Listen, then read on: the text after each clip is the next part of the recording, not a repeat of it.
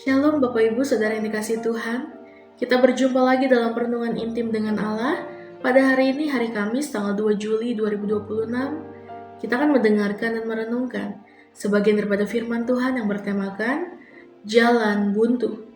Sebelum kita membaca dan merenungkan firman pada hari ini, mari sama-sama kita berdoa terlebih dahulu. Bapa yang baik, terima kasih Tuhan untuk hari ini ya Bapa. Sebentar kami akan mendengarkan dan merenungkan sebagian daripada firman-Mu ini ya Bapa. Firman-Mu pelita bagi kaki kami, terang bagi jalan kami ya Tuhan. Biarlah firman ini dapat menjadi rema bagi setiap kami dapat hidup seturut dengan kehendak-Mu selalu ya Bapa.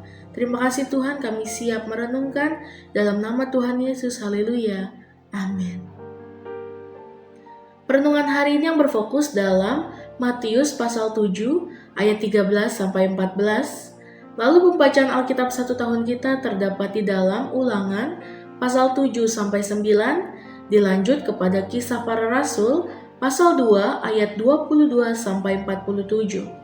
Saya harap Bapak Ibu Saudara-saudari menyempatkan waktu untuk membaca beberapa ayat tersebut.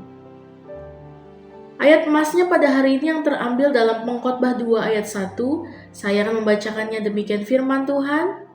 Aku berkata dalam hati, mari aku hendak menguji kegirangan, nikmatilah kesenangan, tetapi lihat, juga itu pun sia-sia. Kita hidup dalam sebuah budaya yang memuja keberhasilan. Sejak kecil, kita didorong untuk memanjat tangga kesuksesan, membangun menara kenyamanan, dan memastikan bahwa keluarga kita memiliki segala sesuatu yang dunia anggap sebagai berkat. Kita sering berpikir bahwa jika kita memiliki rumah yang lebih besar, karir yang lebih mapan, atau pendidikan yang lebih tinggi bagi anak-anak kita, maka kebahagiaan akan menetap selamanya di ruang tamu kita. Kita menjadi arsitek bagi hidup kita sendiri, merancang jalan-jalan yang kita harap akan membawa kita pada puncak kepuasan. Namun secara kenyataan, ada sebuah paradoks yang menyakitkan. Semakin keras kita berusaha memuaskan jiwa kita dengan hal-hal yang fana, semakin kosong ruang di dalam hati kita. Mengapa demikian? Karena jiwa manusia diciptakan oleh Allah, dan apa yang diciptakan oleh yang kekal, tidak akan pernah bisa dipuaskan oleh yang sementara. Seringkali, tanpa kita sadari, kita sedang membangun sebuah keluarga yang tampak diberkati di luar, namun sebenarnya sedang berlari menuju tembok besar yang tak terlewati. Kita mengejar fata morgana kebahagiaan, hanya untuk menemukan bahwa di ujung jalan yang kita pilih sendiri, yang ada hanyalah gema hampa dan keletihan yang mendalam. Kita sampai pada apa yang kita sebut sebagai jalan buntu. Namun, justru di titik inilah ketika kekuatan kita habis dan ambisi kita patah, Kristus hadir untuk memperkenalkan sebuah jalan yang berbeda. Bukan jalan lebar yang penuh kemewahan palsu, melainkan jalan sempit yang membawa pada kehidupan sejati. Seorang bapak gereja bernama Santa Agustinus dari Hippo pernah berkata, "Engkau telah menciptakan kami bagi dirimu, ya Tuhan. Dan hati kami tidak akan pernah tenang sampai ia beristirahat di dalam-Mu." Kitab Pengkhotbah ditulis oleh pengkhotbah, sering diidentifikasikan dengan Raja Salomo, orang yang memiliki segalanya, seperti hikmat, kekayaan, kekuasaan, dan kesenangan. Dalam Pengkhotbah 2 ayat 1 ia berkata, "Aku berkata dalam hati, mari cobalah bersenang-senang, nikmatilah kesenangan, tetapi lihat itu pun sia-sia." Dalam konteks ini, jalan buntu adalah sebuah eksperimen eksistensial. Salomo mencoba mencari makna hidup terlepas dari Allah, atau under the sun, atau di bawah matahari. Jalan buntu bisa berarti kesia-siaan atau hebel. Kata sia-sia yang bahasa Ibraninya berarti uap atau nafas. Kita bisa melihatnya, tetapi kita tidak bisa menggenggamnya. Jalan buntu yang dimaksud adalah ketika semua pencapaian duniawi seperti harta, reputasi, popularitas, dan lainnya ternyata tidak memberikan substansi pada jiwa. Jalan buntu bisa juga berarti eksperimen yang gagal. Salomo ingin melihat apakah hiburan dan kesenangan bisa menyembuhkan rasa hampa manusia. Hasilnya, tembok besar. Kesenangan tanpa Tuhan adalah jalan buntu karena ia menjanjikan kepuasan namun berakhir pada kejenuhan. Ketika keluarga atau kehidupan pribadi kita terasa menemui tembok besar, inilah poin-poin yang perlu kita renungkan dengan bantuan firman Tuhan. Yang pertama, menyadari bahwa dunia tidak bisa memuaskan dahaga jiwa. Pencapaian sehebat apapun akan membawa kita pada jalan buntu jika itu dijadikan tujuan utama. Kita harus sadar bahwa hanya Kristus yang merupakan air hidup.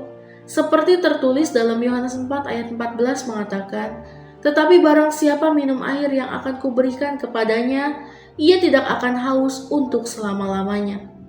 Lalu yang kedua, berani berbalik dari jalan lebar menuju jalan sempit. Jalan lebar adalah jalan duniawi yang mengejar ego, yang ujungnya adalah maut. Jalan sempit adalah jalan salib, jalan penyangkalan diri di dalam keluarga yang justru membawa pada hidup yang berkelimpahan.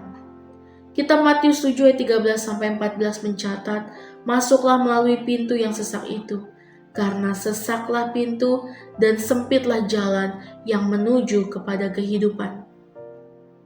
Yang ketiga, mengingat pertanggungjawaban di hadapan takhta Allah. Setiap pilihan jalan yang kita ambil dalam membangun keluarga akan diuji. Apakah kita membangun di atas batu karang Kristus atau di atas pasir pencapaian duniawi? Suatu hari kita akan memberi pertanggungjawaban, seperti tertulis dalam 2 Korintus 5 ayat 10, sebab kita semua harus menghadap takhta pengadilan Kristus, supaya setiap orang memperoleh apa yang patut diterimanya sesuai dengan yang dilakukannya dalam hidupnya ini. Lalu yang keempat, membiarkan Kristus menembus jalan buntu kita. Ketika kita merasa tidak ada jalan keluar dari masalah keuangan, konflik suami istri, atau kegagalan mendidik anak, ingatlah bahwa Kristus adalah sang terang yang menembus kegelapan. Di mana kita melihat tembok kesukaran, Dia adalah pintu, ada jalan keluar. Sesuai dengan apa yang tertulis dalam Yohanes 14 ayat 6, "Akulah jalan dan kebenaran dan hidup. Tidak ada seorang pun yang datang kepada Bapa kalau tidak melalui aku."